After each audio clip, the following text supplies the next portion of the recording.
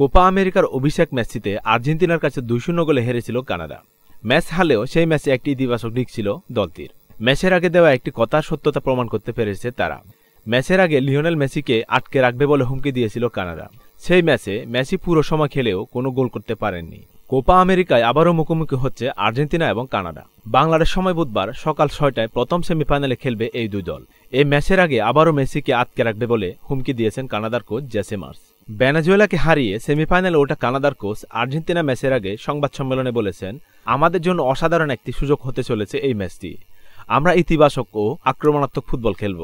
জেসে Mars এরপর যোগ করে বলেন, আমরা শুধু রক্ষণ করার জন্য খেলব না, আমরা যেভাবে খেলতে চাই সেভাবে খেলব এবং এরপর দেখব যে সেটা চালিয়ে যেতে পারি কিনা।